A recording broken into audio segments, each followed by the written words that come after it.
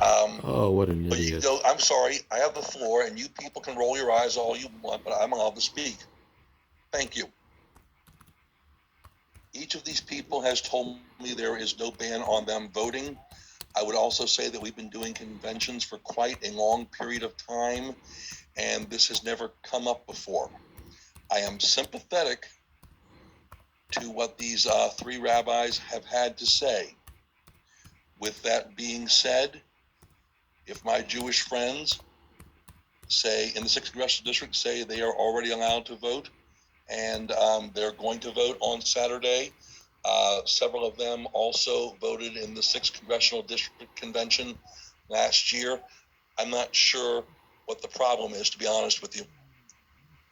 And I suggest that every person tone down the dyspepsia. Thank you.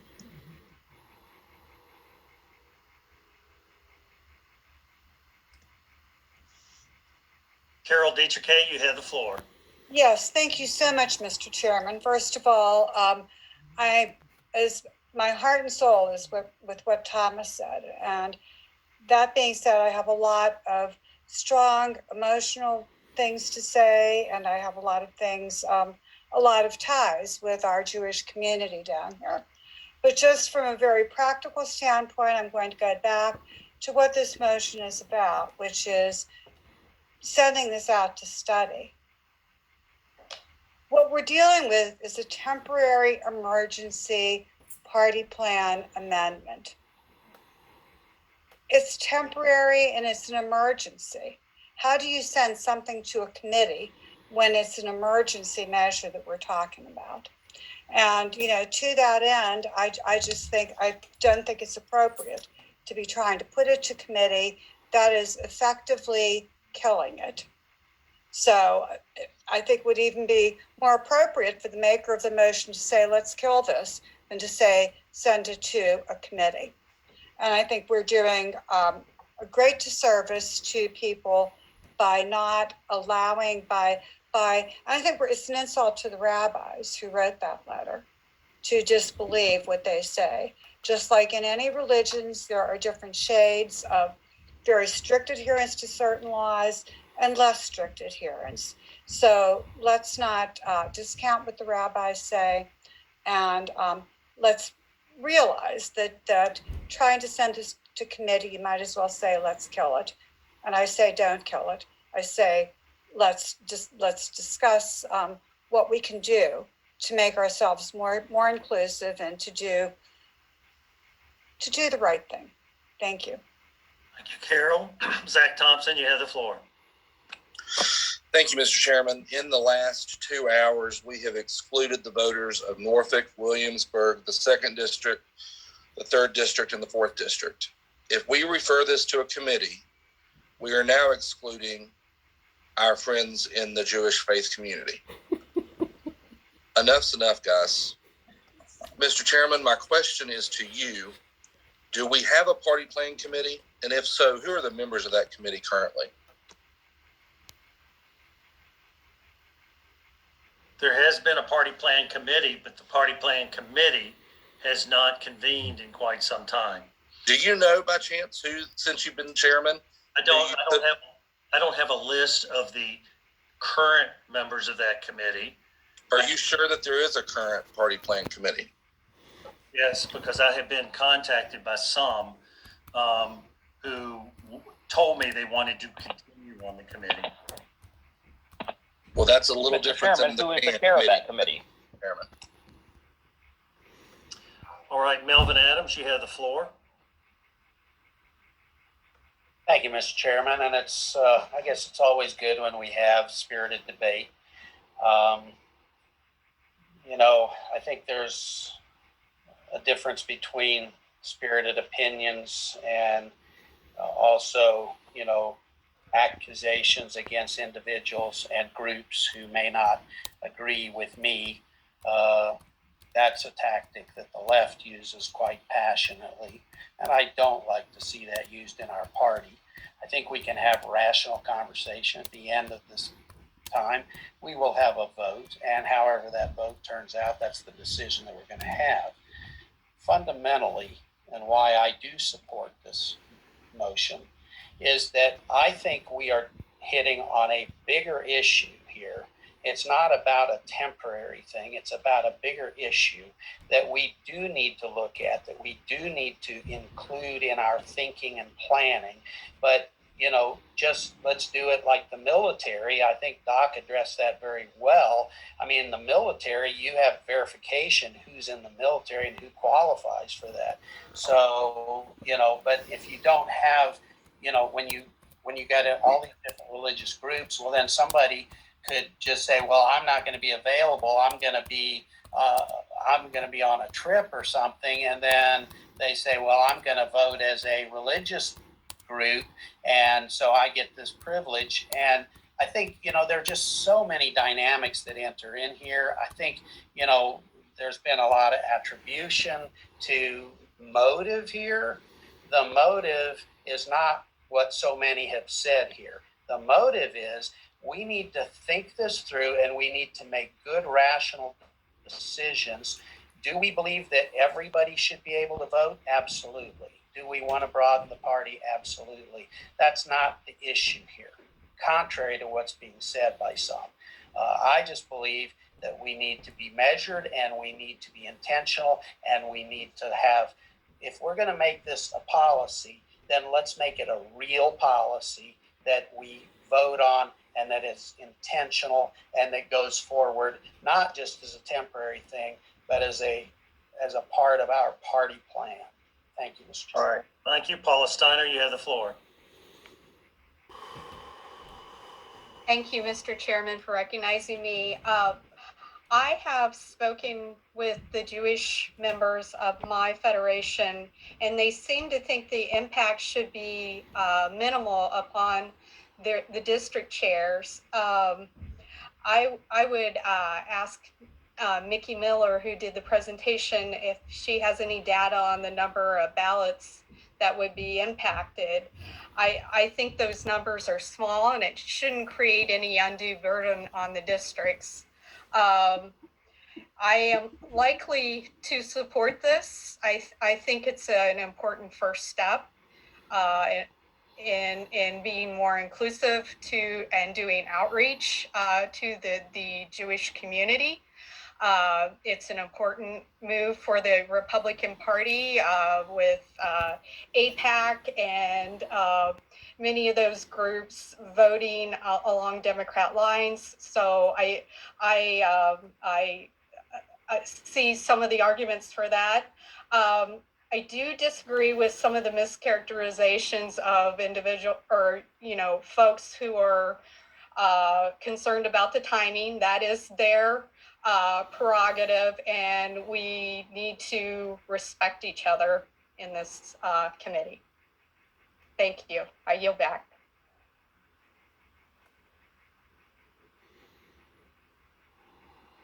Wendell Walker, you have the floor. Thank you, Mr. Chairman. I believe earlier in the meeting that you had Mr. Steve Troxel read the Republican Creed.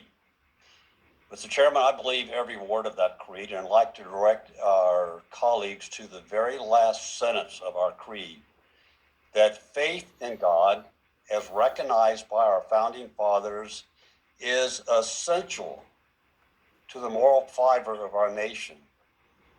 We are a nation of people.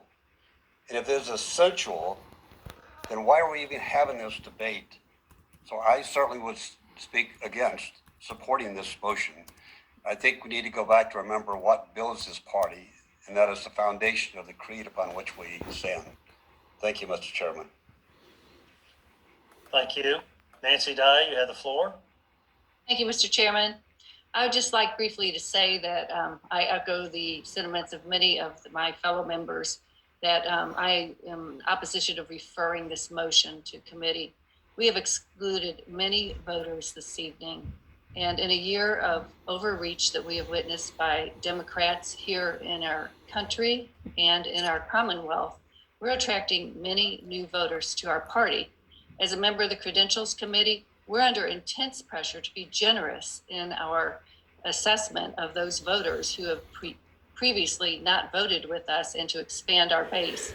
I would also like to point out to every member of the State Central Committee and everyone watching us on Facebook and members of the press that everything we have argued about tonight could have been avoided by holding a primary on a Tuesday.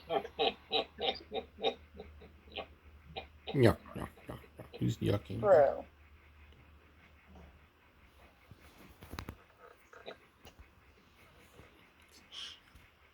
Melissa Bodwin, you had the floor. Thank you, Mr. Chairman. I'm personally in favor of this. As a person of faith, I felt the pain of being discriminated against. I work at Liberty. I'm a Christian. My son's about to become an ordained minister. We should be inclusive. And I feel hurt, actually, honestly, by the things that were said against those of us who might say, wait a minute, there's more than one thing to consider here. The reason why I think we need to table this right now is because we're 2 weeks in front of an election. We're changing the quote rules right before the election. And don't we want to have it as fair as possible? And to do that, you don't change the rules at the very end. You wait until this cycle's over, pick it up. And it's not about timing. It's about we're in a process of a cycle that we started. We need to finish that and pick it up immediately. Mr. Chairman, I volunteer to be on the committee to do this. I'm in support of this. It's why here, why now, when it hasn't been brought up before, and we are at the end of an election cycle. Don't change the rules now. It's a good rule. We need to change it, but we need to wait for this cycle to finish so that we're above reproach. That's my concern. Thank you so much. Thank you, Melissa. Willie Deutsch. Information, Mr. Chairman. Please identify yourself. Levin Turner. Levin Turner. Do you have a Point of inquiry. Have we voted on the rules yet? Nope. No, that's a later agenda item. Thank you, Mr. Chairman. Backing up, what we are doing this year is the most inclusive convention process this party has ever voted for. We have dozens of locations, and by any count, we have the largest delegate filing ever. We are not excluding people today. We have created the most inclusive convention process ever. What we have seen over the last few hours, though, is consistent efforts to change the rules at the end of the game in order to go ahead and smear some of us and then repeatedly claim that we don't believe in an inclusive process and we're trying to exclude people. Quite simply, these last few hours have been theatrics.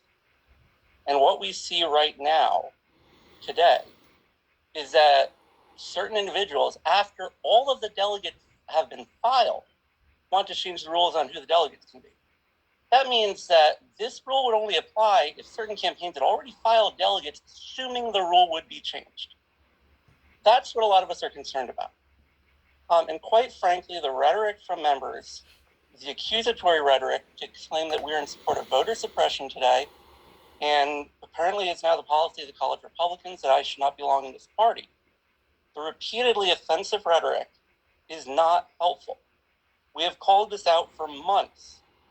And instead of coming together, we've had repeatedly offensive rhetoric.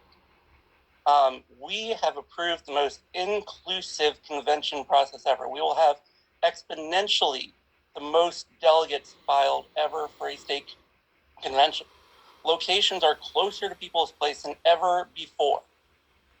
But instead, certain individuals want to twist facts, to smear people, to make rhetorical talking points, when we should be working together to make this convention happen. I'm very disappointed in the attacks of voter suppression, the attacks by the chair of the college Republicans that we should be kicked out of this party. It is not time to be changing the rules at the end of the game. We should have come together long before now and actually be making this inclusive convention process happen. Mr. Chairman, I just want to point out again, my hand has been raised and I got out of the queue because I'm up at the top. So may I make a comment and then the rest of the people? Please speak. Not an issue. Yes. I just want to say the rhetoric has been